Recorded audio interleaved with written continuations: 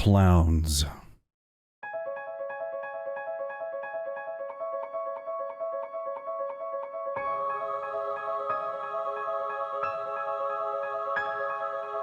Hey folks, welcome back to the channel. I'm David Bird with Reimagined. I'm an award-winning photographer and Photoshop artist that specializes in fantasy composite art. And today we're going to have a Photoshop breakdown video of this recent spooky Halloween composite that I created a few days ago. I shared this on social media and I got a lot of questions about the lighting and the gel photography and so forth. And then this was also used in a recent video on the channel, and it was the subject of a Photoshop tip video on how to blur out textures. One of the viewers of that video, Jester's Visions, essentially asked for this breakdown video by asking questions about color matching and so forth in the process that went into completing this artwork. So today we're going to look at the original image and talk about all the photography lighting that was used to create it, and then we'll go through the Photoshop document itself, look at all the different adjustment layers and stock and so forth, and show you how this entire vision was brought to life and put together in Photoshop. So with that, Georgie, let's see if we all float down here. It's so creepy. It's Pennywise from Stephen King's It, which scared the pants off of me, and now that I'm making fun of it, I'm not going to sleep tonight. I'm 43 years old. I have no problem admitting that I am terrified of Pennywise. Introductions, as always, to get us started. This is my new wonderful friend, Addis Thrasher. You can see more of her amazing artwork and her amazing talents by visiting the Instagram account at the link below. So let's start with the photography by talking about the lighting. I'm using two Godox AD600 strobes in this scene. Both of these have gel material on them, one for purple, one for orange, creating the color cast that we see into the scene, and both of them are using light modifiers. The first one on camera left here is behind the model. It's been raised up and tilted down at a 45-degree angle. This is indicative of butterfly lighting, which is my favorite lighting pattern. This light is using a 33-inch beauty dish from Strobe Pro with 2 panels of diffusion. Those 2 panels of diffusion make a very soft light. Now, the variance to this butterfly lighting setup is I tilted the head of the light away from the model toward the camera. So only about 20% of the real estate of the light here that we see is actually hitting the model. This was obviously by design because I wanted most of the light to fall away. This happened for 2 reasons. One, when you use a light modifier, the outer perimeter edge is the softest light that's being thrown by that strobe. The center of the modifier is the hardest and hottest light that you can come from the strobe itself. I wanted that soft light because I was trying to create an eerie, ghost, horror, scary kind of feeling to this. I liked for the emotions and the feelings of the pieces of art that I tried to create. But this lighting pattern also has a common use that we'll talk about here in just a second. But the second Godox 8600 strobe is off of camera right. It's just outside of the frame. It's using a 12 by 55 inch strip box from Strobe Pro with a grid inside so that it will really focus the light when it throws it in. It has the orange gel on it, has 1 panel of diffusion so that we're getting a lot of warm light coming into the scene. These 2 lights, where they're positioned, I don't know if there's a technical name for this, there probably is, but these 2 lights, when you have a subject facing directly to camera and the 2 lights on either side of them, this is commonly used in like athletic imagery. It's a very stylized light where you sculpt and cut out the subject from the background with a lot of hot light. But as the 2 lights are equidistant from each other and the subject is right in the middle, it's illuminating their outer perimeter. But then as the lights fall off toward the center, you have a narrow band down the middle of the subject where there's a lot of shadow. Now, I didn't want to pose Addis flat to the camera, so as we were going through the different poses, I just moved the lights so that one light would be close to her right shoulder and the right side of her body, the other light would be close to her left shoulder and the left side of her body, and I just turned her away from the camera. So it's still that same kind of lighting pattern that's meant to have soft light coming in, and it's meant to sculpt the subject, to cut out an entire silhouette of them with light, but leave the interior part in that silhouette. Why did I want to do that? Well, in visual imagery, we as an audience, when we look at a photograph, especially a photograph that has a person in it, we want to connect with their eyes because that's where we start to find out the story of the piece and what's going on.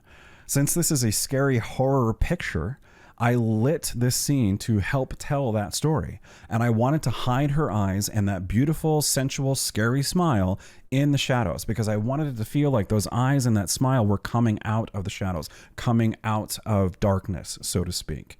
And I needed to make sure that we could see her, so I made sure that the outer perimeter edge of her was illuminated with light, and we left that shadow in the center.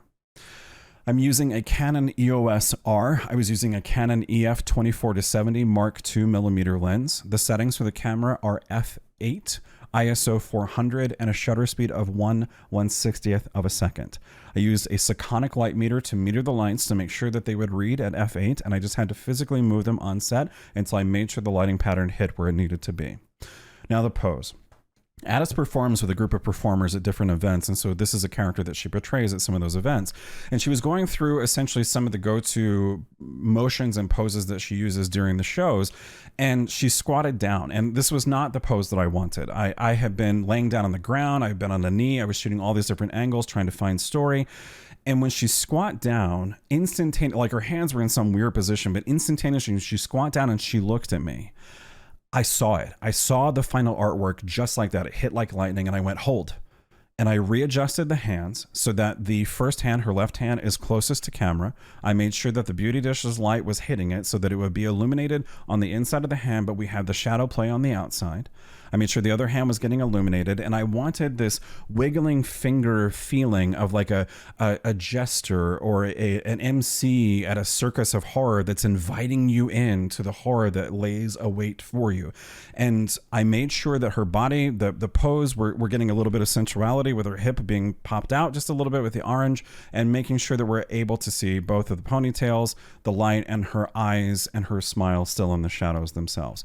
Once we hit this, it looked great. I said, give me the big, beautiful, scary smile. She did it. We shot it. I showed her in back of camera. She was elated, and I knew I had the image that I wanted to work on at that point. So the next step, I processed it in Adobe Camera Raw with minimal changes to the image, and then brought it in and went through the retouching process, using my Retouch 3.0 action for frequency separation, dodging and burning, and enhancing the eyes. Now, if you're new to the channel, take a look at the card above. It will take you to the specific video where you can actually download that action for free. Just look in the description of that video. There will be a link to the Google Drive where you can get the action and put it into Photoshop. So frequency separation was relatively easy with this. The dodging and burning is what I spent most of the time on, because I wanted to use dodging to be able to help tell the story just a little bit. So if we zoom in just a little bit and take a look, I use the dodge strategically to start calling out these areas here on her face, on her jawline, her chest, and her hands, because I wanted to use more light to help play up the shadows that are already there. So from a design perspective in Photoshop and in photography, I guess too, when you know one of your goals is to have more shadows, dramatic shadows into the scene, it doesn't necessarily mean that you always have to point all the lights completely away. It means that you need to position the lights in a way so that bright areas will just let the parts that aren't naturally illuminated stand out just a little bit more. And when it comes to Photoshop, you can do the same thing. If you have a simple illuminated image and you want shadows and highlights to be there, sometimes you can add light to the scene that will help it feel like there's a lot of shadows into the piece. So simply by dodging and adding a little bit more dodge in key areas, I was trying to call out those shadows through here and just let those eyes and that smile be lost just a little bit into the shadows itself. For the eyes, I only used this one layer here to boost the iris of the eyes. Now, she is wearing contacts, but from the original image, it was not catching a lot of light. However, those contacts, they lend well to having light added to them in Photoshop. On set, without the strobes and so forth, just the natural light inside the studio, when she's looking at me, they're vibrant, bright white eyes. It's incredibly creepy. She's sitting there telling me about grocery shopping, and I was like, please don't look at me and tell me about buying eggs and milk, because that's just weird. So all I had to do was use this one layer here to boost the iris of the eyes, and then we were good to go. So once the retouch was complete, I went through the process of extracting her from the image using the quick selection tool here and the process of select and mask here. Now, I don't want to cover that because as of the time of this recording, Adobe Max is taking place, and they just announced Photoshop version 2021. It's the next version of Photoshop. It's a major update. And one of the key features that they talked about today is going to be a lot of changes that will happen in the select and mask dialog. And this is what you use to extract people from the image to create a layer mask where you can start putting things behind them. So I'll be covering that at a later time. But speaking of Adobe Max and the new version of Photoshop, I want to take a quick tangent to warn you about this.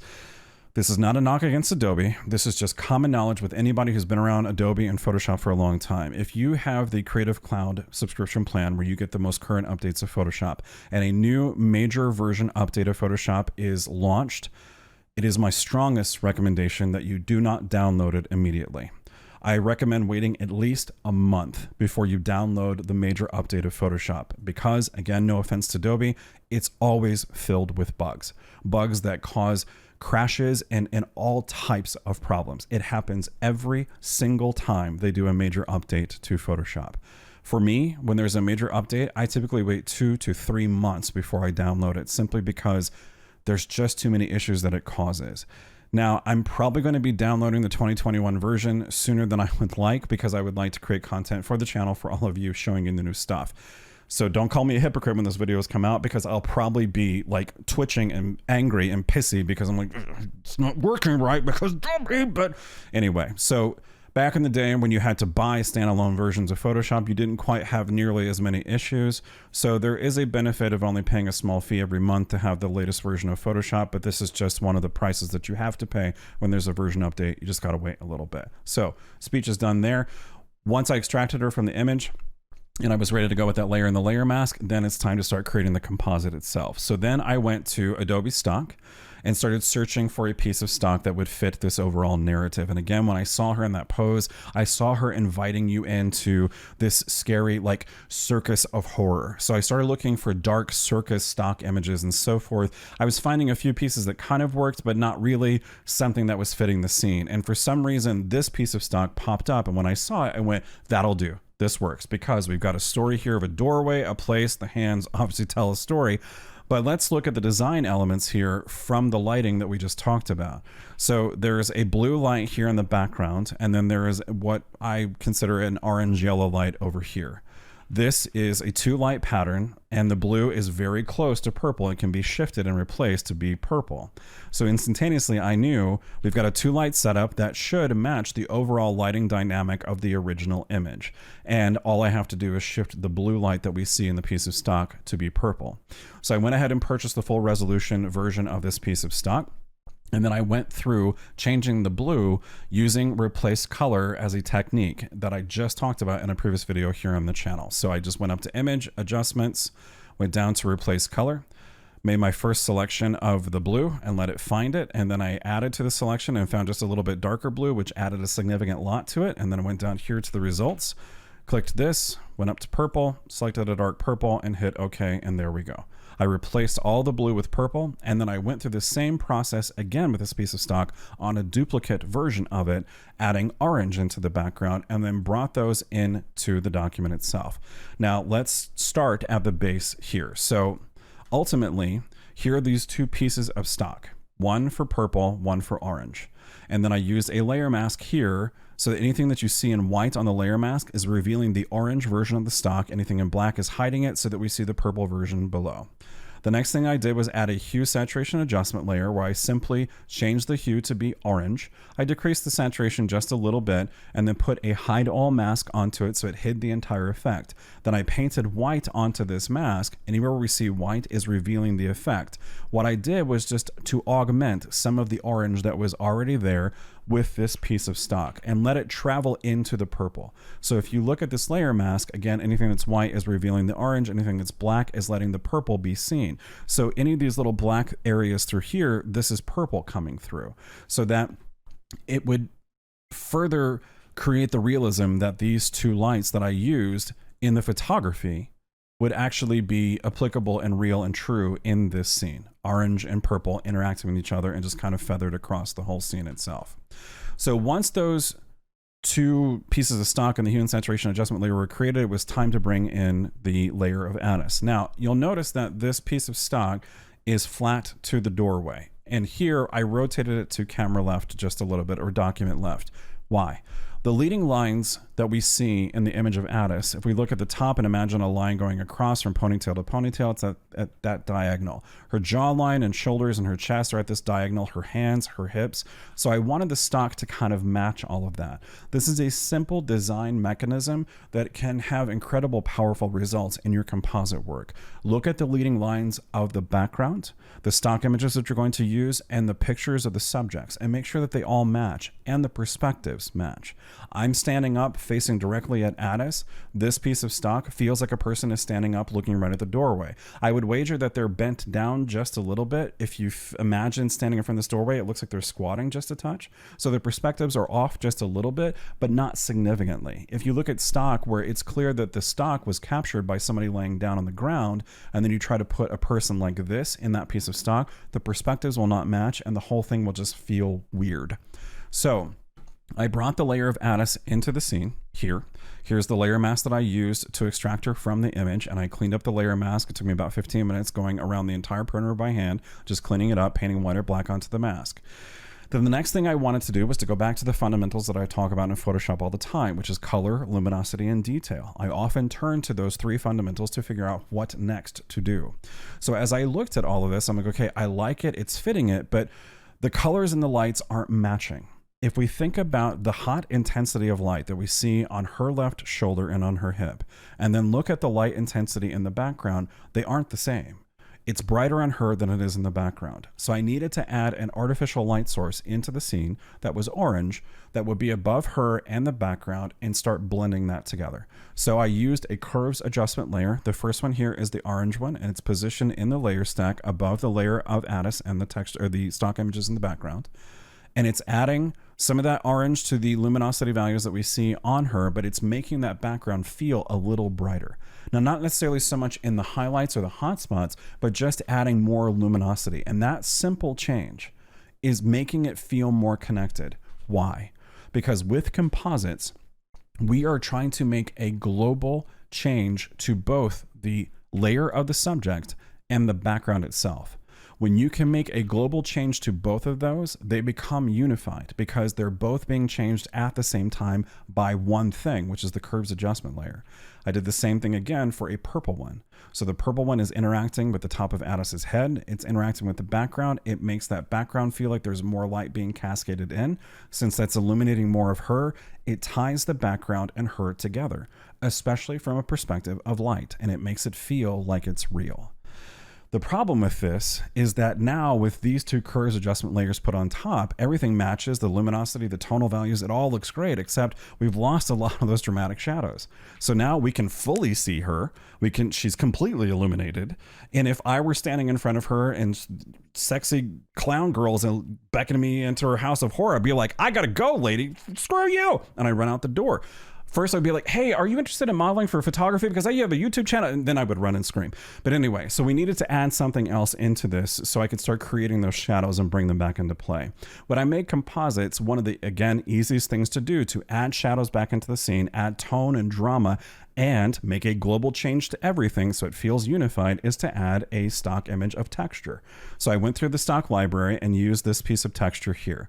Now, this was the subject of a video just recently in the channel where it was a Photoshop quick tip about how to blur out those textures. So if you didn't see that video, just look a few videos back on the channel and you'll see that. But ultimately, this texture, it's got a lot of great it's on a blending mode of overlay to normal right now. So it's got a lot of great gritty texture into it and so forth, a lot of great colors. And as you can see, the blurry center is the perfect outline of her because I wanted to remove the texture off of her skin so that she would separate from the background just a little bit more. And on a blending mode of overlay, all those colors and luminosity values that are in the scene, they ultimately help to push down the lighting, create more of those shadows, and bring back that sense of drama.